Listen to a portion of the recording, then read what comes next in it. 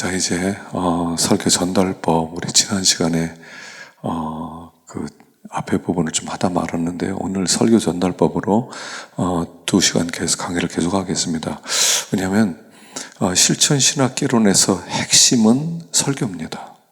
이 설교가 너무 중요한데, 그래서 이 부분을 조금 더, 지난번에 이제 시작을 했지만, 오늘까지 계속 그렇게 하도록 하겠습니다.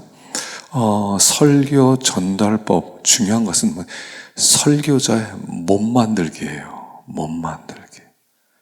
몸을 만드는단 말입니다. 그래서 설교와 설교 전달법이 같이 중요한 거죠. 그래서 설교의 가장 중요한 것은 설교자 자신이에요. 그래서 설교자 자신이 만들어져야 돼요. 몸이 만들어져요. 설교할 수 있는 사람으로 만들어져야 돼요. 기술 습득이 아닙니다. 지식 습득이 아닙니다. 이건 몸이 만들어져야 돼요. 운동선수하고 똑같아요. 그래서 야구선수가 야구하려면 몸이 만들어져야 돼요. 그 몸 만들게 하는데 시간을 많이 드는 거죠. 그래서 일생 동안 우리는 설교 만드는 사람이 아니라 설교자로 만들어지는 사람이에요. 그래서 설교자로 잘 만들어지면 그 사람이 하는 모든 설교는 다 은혜스러운 설교가 나올 수 있고, 몸 만들기 안 하고 입만 살아서 나불대면 죽은 설교예요. 그렇기 때문에 몸 만들기 해야 되는데, 몸 만들기 중요한 것은 첫째는 말씀이라고 그랬죠. 그래서 말씀으로 자기를 만들어지고, 두 번째는 기도예요. 기도로 만들어져야 돼요. 그러니까 나를 만드는 두 가지 방법, 말씀과 기도밖에 없어요. 그래서 사도행전 6장에서도 내가 이 행정적인 일은 너에게 맡기고 우리는 말씀과 기도에 전무하리라 그랬던 거죠. 말씀을 깨닫고 그 말씀을 전하고 두 가지만 하겠다 했던 거죠. 그래서 우리가 하는 가장 중요한 두 가지는 말씀과 기도예요.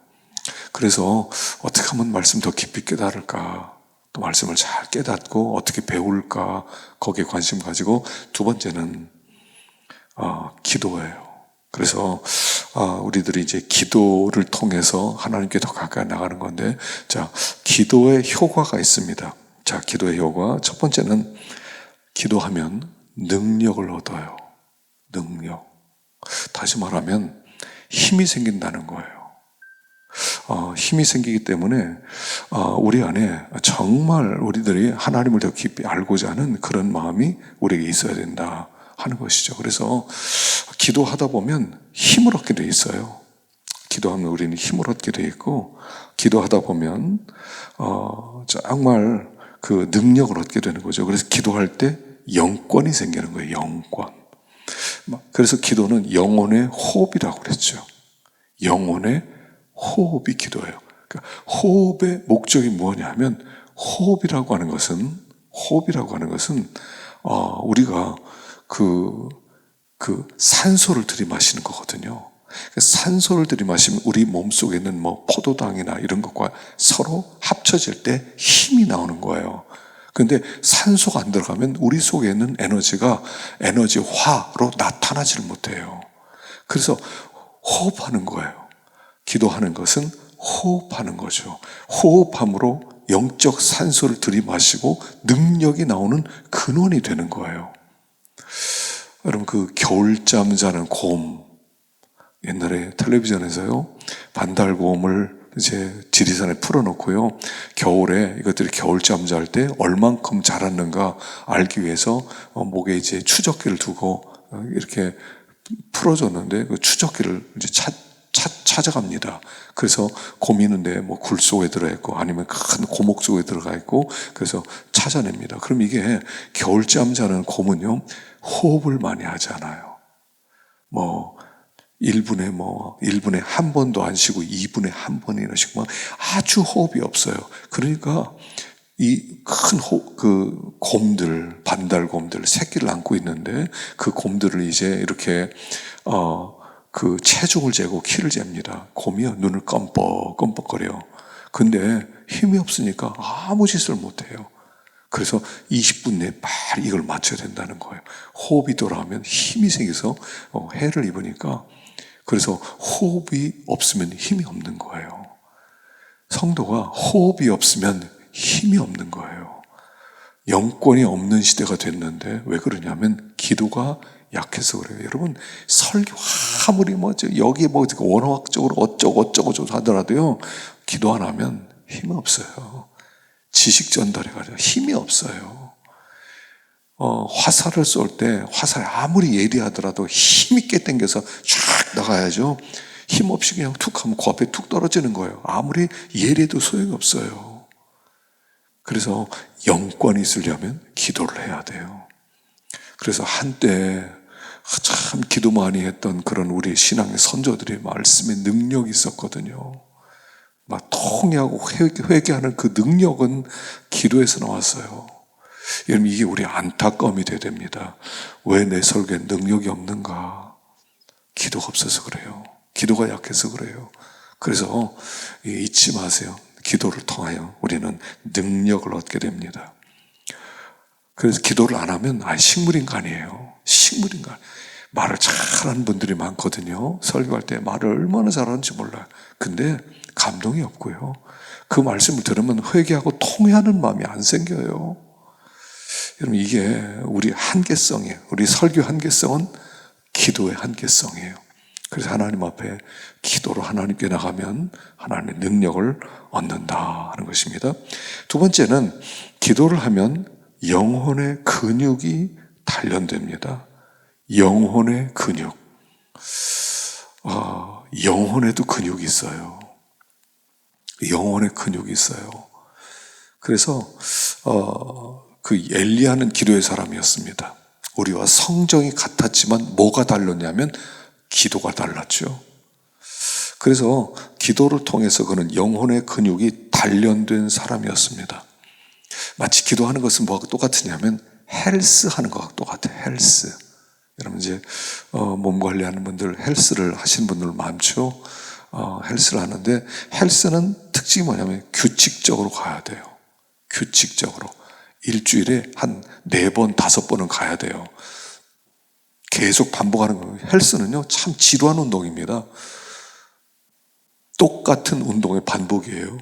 맨날 뛰고요. 그 다음에 아령하고요. 그 다음에 이거 벤치프레스 하고요. 그 다음에 스쿼트 하고요. 똑같은 거 계속 반복돼요. 근데 똑같은 일을 계속 반복할 때마다 그 근육이 점점 자라기 시작하는 거예요. 그래서 기도도요, 헬스하는 시간입니다. 근육이 점점 더 커지는 거예요. 근육이 점점 더 강해지는 거죠. 그래서 그 기초 체력과 같은 거예요. 기도는 기초 체력이에요. 여러분, 거의 모든 운동 선수는 기본 운동이 뭐냐면 달리기예요.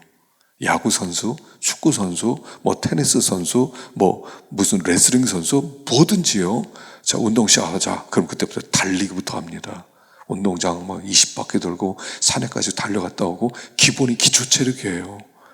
그 달리기가 기초 체력을 만드는 거거든요. 그래서 달리기로부터 뭐든지 시작하는 거예요.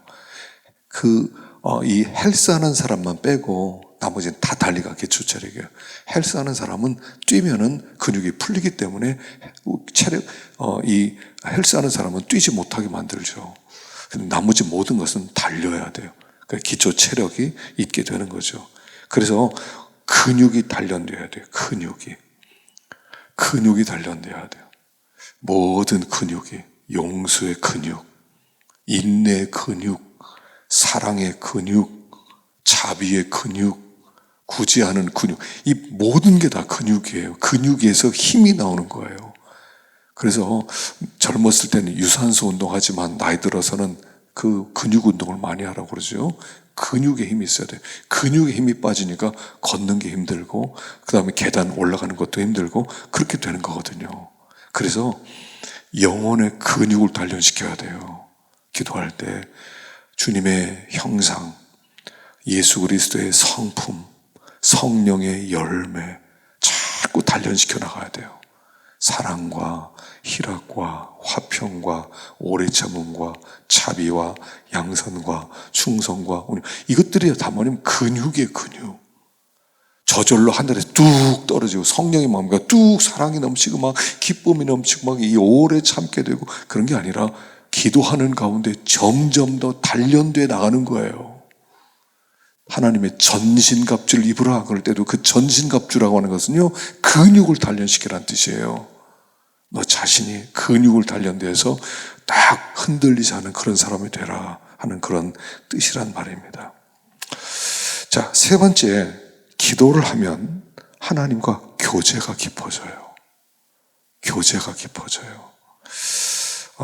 신명기에 보면 그 후에 이스라엘의 모세와 같은 선지자가 일어나지 못하였나니 모세는 여호와께서 대면하여 아시던 자요. 대면에서 아시던 자요. 하나님이 아브라함을 어떻게 부릅니까? 아브라함은 나의 벗이라.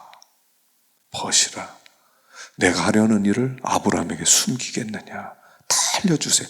벗이라고 그래요. 다시는 너를 종이라 하지 아니하고 친구라 하겠다. 요한복음 16장에 나오잖아요. 친구라고 불러주세요, 우리를. 15장이죠. 친구라고 불러주세요. 종은 주인이 하는 것을 알지 못하지만 친구는 내가 하는 것을 저도 알고 알게 될 것이다. 그리고 우리가 친구라고 부르세요. 친구는 특징이 뭡니까? 자주 연락하는 거예요. 여러분, 베프 있죠? 베프, 베스트 프렌드. 베스트 프렌드는요, 항상 연락하고요, 항상 만나고요, 항상 밥 먹고요, 항상 같이 생활하고, 그 베프예요, 베프. 하나님이 여러분의 베프세요? 최고의 친구입니까? 그래서 자꾸 교제하면 그의 비밀을 알게 만들어요. 알게 만들어요. 그러니까 자꾸 어떤 권사님 그러더라고요. 어떤 집사님이 왔는데 목사님이 저 사람 기도 좀 해주라고 그러더래요. 그래서 기도하려고 딱 하는데 입에서 뭐라고 무슨 기도가 나오냐면 너 살인자야 하면서 기도가 나오더래요. 자기도 깜짝 놀랐대요. 그래서 그 기도받던 집사가 막 화를 내면서 내가 언제 살인자냐고. 그런데 하나님이 비밀을 가르쳐 주세요. 이 사람이 그 시어머니를 모시고 있었는데 시어머니에게 독약을 국에 타서 주어서 세상 떠나게 만들었다. 오래전에 있었던 일이래요.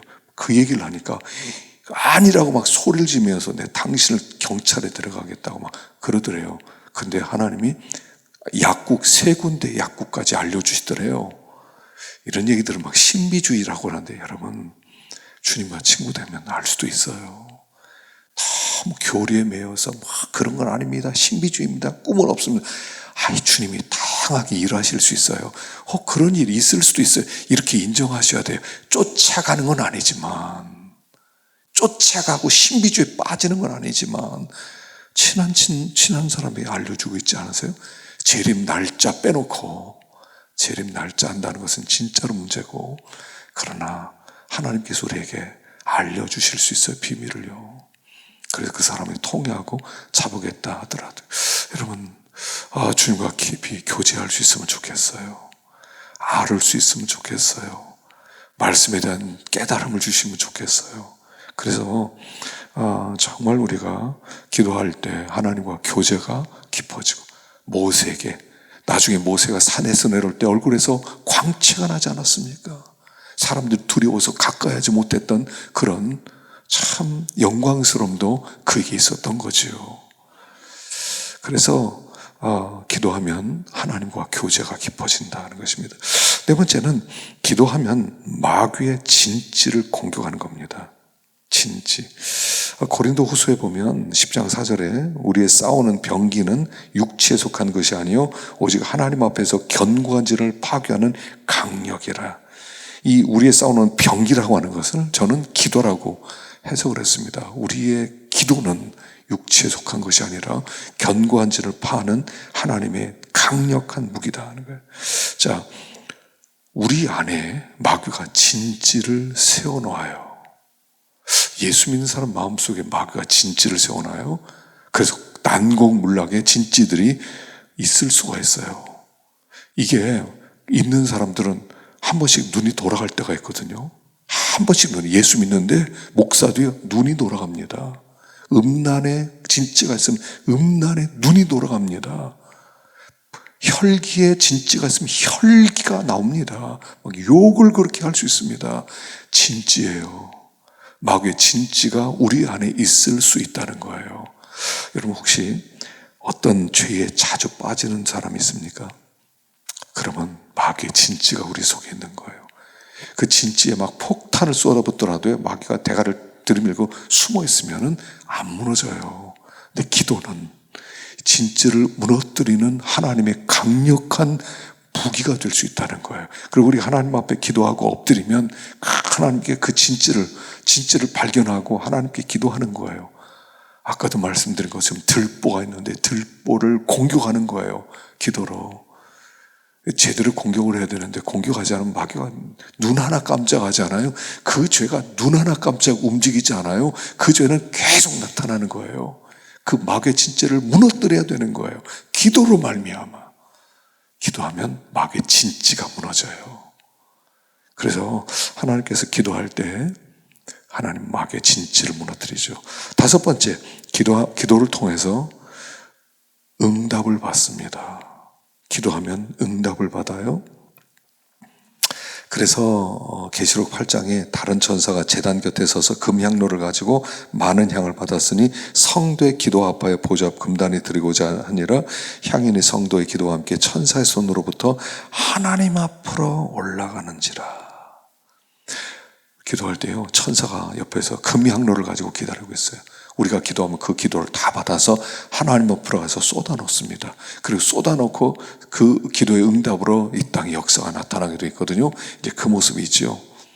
기도하면 응답이 돼요. 기도한다고 이렇게 흉내를 내는데 천사가 딱 섰어요. 근데 기도하다 말고 에이 재미없어. 아유 응답도 없어. 그냥 가자. 그러면 천사가 왔다 그냥 가버려요. 왜 그냥 왔느냐? 하다 말대요. 가져올 게 없었어요. 그런단 말이에요. 우리는 기도하는 것만큼 은혜 받아요. 자, 수증기가 올라가면 비가 내려요. 수증기가 안 올라가면 비가 내릴 게 없어요. 사막에는 올라가지 않으니까 비가 안 오는 거예요. 바다에는 수증기가 올라가니까 비가 많이 내리는 거예요. 그래서 이 기도가 있으면 열매가 있어요. 그래서 항상 이렇습니다. 나무를 심는데 나무는 뿌리만큼 성장하게 돼 있어요. 그래서 우리 기도원에도 이번에 우리 사역자와 함께 이제 감나무가 7그루가 있는데 거기에 이제 거름을 줬거든요. 거름을 얼만큼 주냐면 나무의 줄기만큼 둥그렇게 거름을 주는 거예요. 왜냐하면 나무의 위에 나온 줄기와 속에 있는 뿌리의 크기는 같아요. 그 넓이가 같아요. 그렇기 때문에 그 뿌리가 넓으면 가지도 넓게 되어 있고요. 뿌리가 깊으면 열매도 많게 되어 있어요. 뿌리만큼 은혜를 받아요. 기도만큼 은혜를 받아요. 그러니까 기도가 없으면 은혜를 입을 게 없어요. 우리 삶의 열매는 여러분 기도하는 것만큼 열매 맺을 겁니다. 여러분 무슨 기도를 드리세요? 여러분들이 오늘 드리는 기도는 내일 맺게 될 열매의 씨앗이에요. 기도하지 않고 뭘 얻겠어요? 무엇을 계획하십니까? 하나님께 간구하세요. 하나님께 부르짖으세요. 그럼 하나님이 그런 은혜를 반드시 내려주세요. 이 원리예요. 기도 응답의 원리예요. 내가 기도한 것만큼 은혜를 입게 되는 거죠. 여러분들의 미래의 모습은 간단해요. 기도하는 것만큼 은혜를 입을 거예요. 기도 안 하세요? 그럼 내일 맺혀질 열매 없어요. 목회 못 하실 겁니다. 제가 예언할 수 있어요. 기도 안 하는 사람이 무슨 목회를 잘해요? 아니, 심는 게 없는데 거두는 게 어디 있어요? 심어야지요. 기도를 심으면 은혜를 거두게 된다 하는 것입니다. 그래서 우리들이 하나님께 기도하면 기도에 만큼 응답을 받게 되는 것이죠. 그래서 솔로몬이 이거 잘했어요. 나무 심을 때요. 어떤 나무는 처음에 심을 때 거름을 주면 안 돼요. 아직 약하기 때문에. 근데 1년 지나서는 계속 거름을 줘야 돼요. 근데 호도나무는 틈실한 열매가 맺히는데 호도나무는 심을 때부터 거름을 줘야 돼요. 그래서 호도나무는 어떻게 하냐면요. 땅을 한 50cm를 파요. 그 밑에다가 거름을 짓고 유박 비료 같은 걸 넣고 흙으로 막 섞어요. 그리고 그 위에 흙을 덮어요. 한 10cm. 그리고 호두나무를 심습니다. 그리고 좌우로 좀 떨어져서 유박 비료를 또 묻혀요. 그걸 파묻어요. 그러면 이게 점점 자라면서 옆에는 비료를 먹고 자라는데 처음에가 중요한 거예요. 솔로몬이 처음에 하나님 앞에 일천 번제를 드리지 않습니까? 솔로몬의 일천 번제는 그의 인생에 굉장히 중요한 인생의 걸음이었어요. 하나님은 뭐라고 응답합니까? 네가 살아 있는 동안 전무후무한 지혜를 주고, 네가 구하지 않은 돈도 주고, 부귀도 주고, 나라의 강건함도 주고, 장소도 주고 다 주겠다. 그게 초창기 있었던 일이에요. 여러분, 사역의 초창기에 기도 많이 심어놓으세요. 나이 먹으면 피곤해서 기도도 어려워져요. 기도만큼 은혜를 받아요. 이게 축복의 원리입니다. 자, 6번째, 기도를 통하여 시험을 이깁니다. 시험을 이깁니다. 마태복음 26장에 보면 시험에 들지 않게 깨어있어 기도하라. 마음에는 원이로되 육신이 약하도다. 자, 수많은 시험이 옵니다. 여러분, 이제부터 살아가면서요, 모든 시험은 다 겪을 것입니다. 시험이라고 하는 것은 다 겪게 될 것입니다. 제일 처음에는 아마 물질에 대한 시험이 있을 겁니다.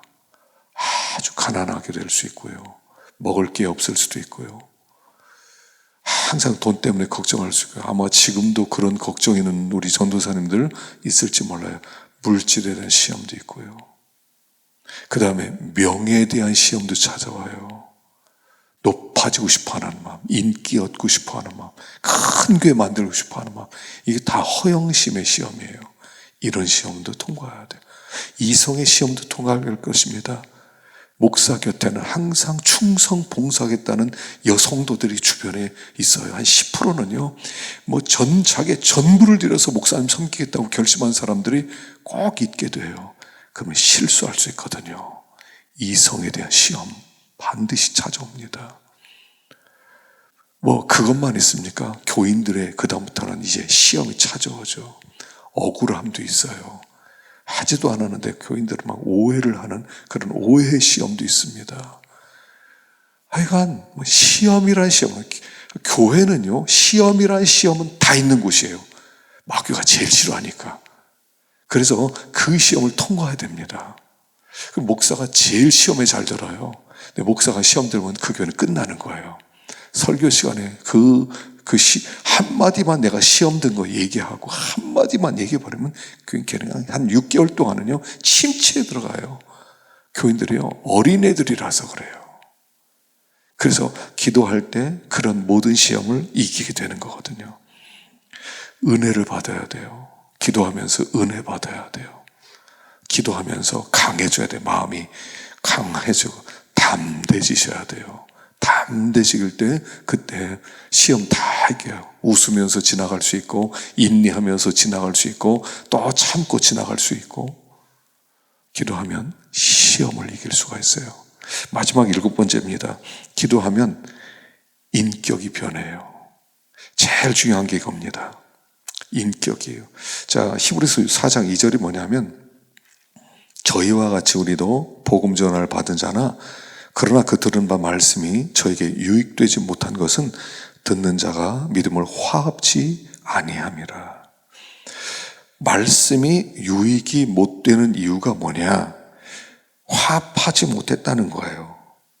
믿음과 말씀을 믹스시키지 못했다는 거예요. 그러니까 기도는 뭐냐면 들은 바 말씀을 믹스시키는 거예요. 말씀과 믿음을 믹스하는 거예요. 막 이걸 믹서시켜야 돼요. 우유를 자꾸 이렇게 저으면 버터가 되잖아요. 그것처럼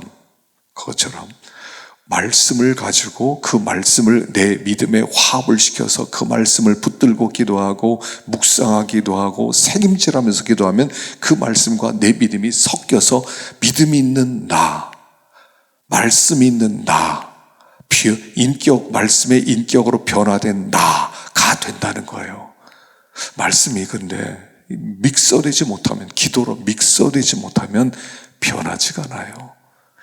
설교의 목적은 변화시키는 거거든요. 말씀으로 변화시키는 거예요. 근데 설교 들었다고 변화되는 게 아니에요.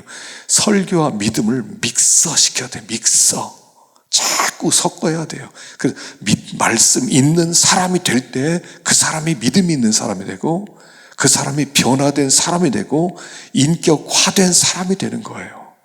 그래서 결국 이 기도의 목적은요, 그 말씀으로 조각하는 거예요. 조각하는 거. 큰 돌멩이가 있는데 큰 돌멩이를 말씀으로 잘 다듬어서 정말 하나님의 형상이 나타나게 만드는 거예요. 사람들은 다 돌멩이들이에요. 성도들은 돌멩이들을 말씀을 주어서 그 사람을 깎아내는 거예요. 내가 그래요. 말씀을 받아서 내가 깎여서 예수님의 형상 나오게 하는 것, 그게 바로 기도다 하는 것입니다. 기도하면 인격이 변해요. 기도한 사람은 인격이 참 탁월해요. 그렇게 될 때 우리는 참된 설교자가 될 수 있다 하는 것입니다. 자, 세 번째 시간 들어가도록 하십시다.